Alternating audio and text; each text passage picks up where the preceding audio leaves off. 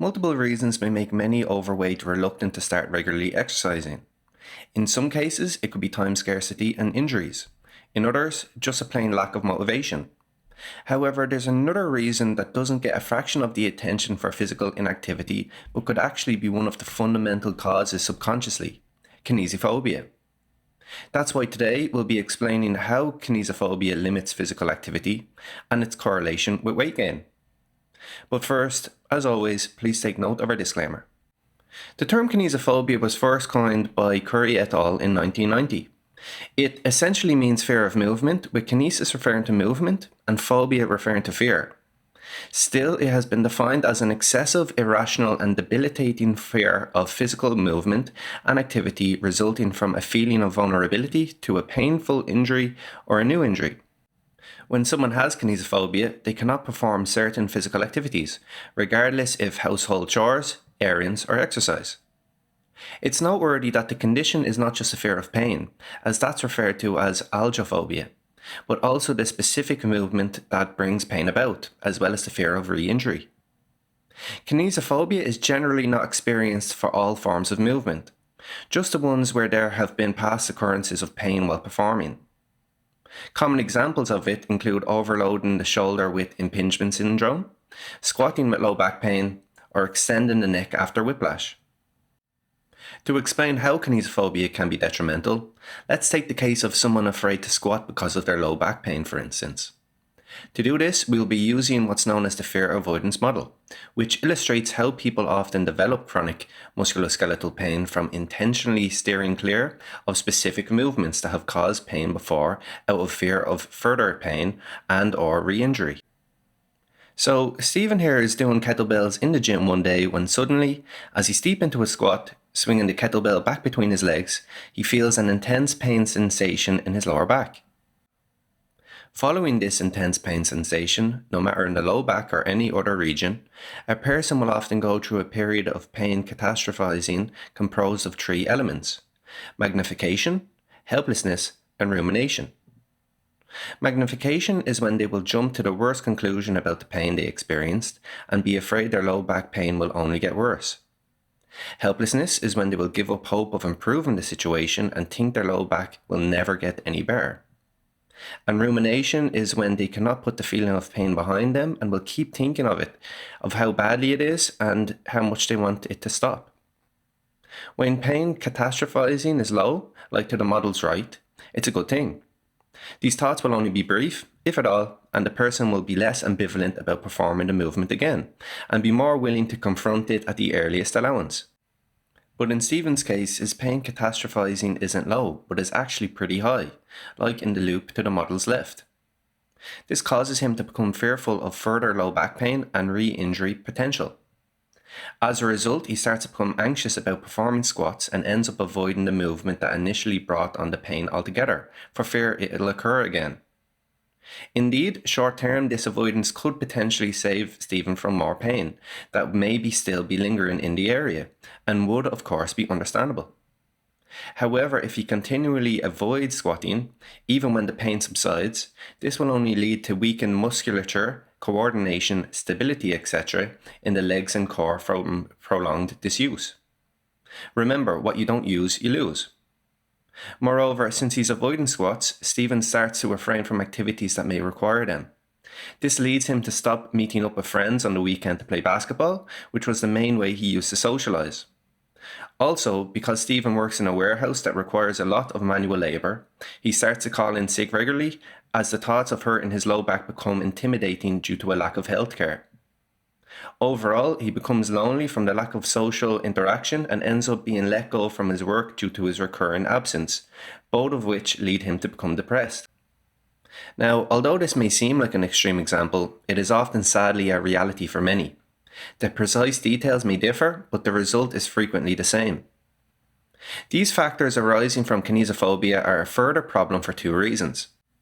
One, the fitness deficiencies in the legs and core brought about by the avoidance will not only make Stephen more susceptible to the same injury again, but the injury will actually have a greater potential to be even worse than before. Also, the acquired fitness deficiencies noted will make other movements besides squats more prone to injury too, like lunges for example. and 2, because depression increases pain sensitivity. So, are you starting to see how kinesiophobia can turn into a vicious cycle, worsening the initial pain by becoming more intense and frequent? But then, what has this got to do with weight gain exactly? Well, obese individuals have been found to have higher levels of kinesiophobia than those of a normal weight category when it comes to low back and knee pain. For instance, a study carried out at an outpatient physiotherapy clinic, including 192 obese and non-obese adults with chronic low back pain, used a Tempest scale of kinesiophobia to examine how much the excess weight impacted kinesiophobia. The results showed that the scores were significantly higher in obese people. Similarly, research investigating kinesiophobia in patients with knee pain from all body weight ranges, carried out by the same authors of the previous study, found that all BMI categories above a normal BMI experienced higher scores than those of a normal BMI. However, only those who were morbidly obese experienced significantly greater scores. Nevertheless, these studies indicate that weight gain has a tandem relationship with kinesiophobia. Additionally, due to biomechanical, inflammatory, pressure, and metabolic consequences excess weight has on the body, overweight individuals are more likely to develop various musculoskeletal issues. Here are several examples from various scientific papers. When obese adults were compared to people of a healthy BMI category, they had an increased risk of 560% for plantar fasciitis, 290% for chronic plantar heel pain, 126% for frozen shoulder, 235% for jaw disorders, 190% for general tendinopathies, 200% for carpal tunnel, and 136% for low back pain. Those above a healthy BMI category have a 170% increased risk for fibromyalgia and have been significantly associated with medial tibial shin splints. And each 5-unit increase in BMI has been shown to significantly increase the risk of knee osteoarthritis by 135% and hip osteoarthritis by 111%. Subsequently, one reason why overweight people may be more likely to have kinesiophobia is that the probability that they have had a debilitating injury in the past is a lot higher. Besides this, another explanation may be gathered by looking at the fear avoidance model again.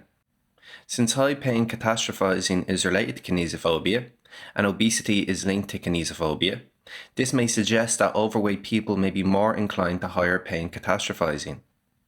Which leads us then to the question of what determines someone's level of pain catastrophizing. Well, the reason for this is not yet fully understood, but has been proposed to range from neurophysiological to interpersonal factors. Yet, one thought why people in excess of a healthy BMI may be more inclined to have increased pain catastrophizing is since the probability of depression is higher. For example, a 2008 study by Blaine found that obese adults were almost twice as likely to have depression as non-obese.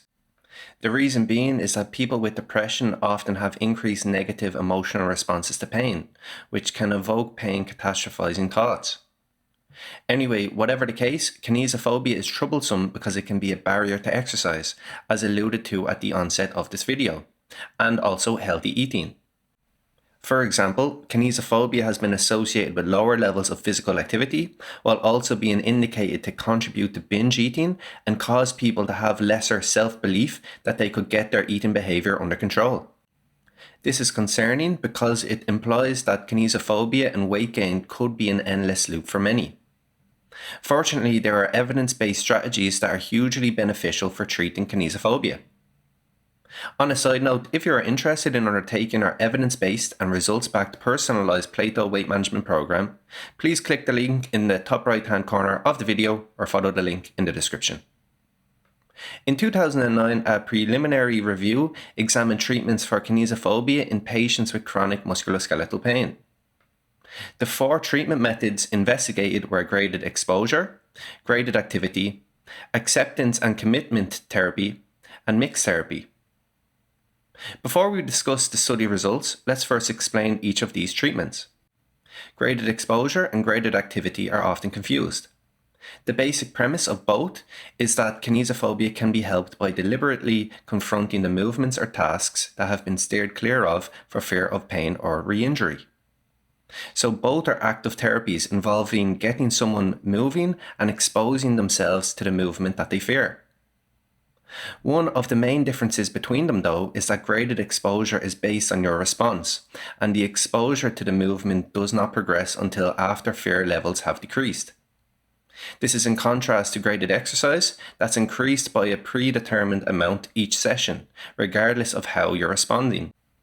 Acceptance and commitment therapy, or ACT, is an empirically supported psychotherapy that offers promise for patients suffering from a wide range of mental and physical conditions. Essentially, when it comes to kinesiophobia, ACT is about taking the attention away from the pain and instead centering on thoughts of greater value, like getting back to physical activity so your social and work life can get back on track, or make general everyday activities easier. When this happens, the pain catastrophizing levels can reduce and thereby improve kinesiophobia. Finally, in the context of this study, mixed therapy was based on a combination of several other interventions, like coping skills training, relaxation training, and assertiveness training, that target kinesiophobia, though less detailed as graded exercise, graded activity, and ACT. Accordingly, going back to the preliminary review findings, it was concluded that the most promising interventions for reducing pain catastrophizing and kinesiophobia were graded exposure and ACT.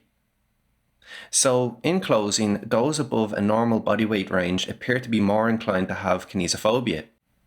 Given its self-perpetuating nature, this is especially concerning as overweight people are already more likely to develop musculoskeletal pain. Moreover, kinesiophobia may contribute to weight gain by getting in the way of regular physical activity, and its related pain catastrophizing may also lead to higher calories consumed daily. Therefore, if you think you have kinesiophobia, be sure to contact a physiotherapist trained in graded exposure or a psychologist trained in ACT.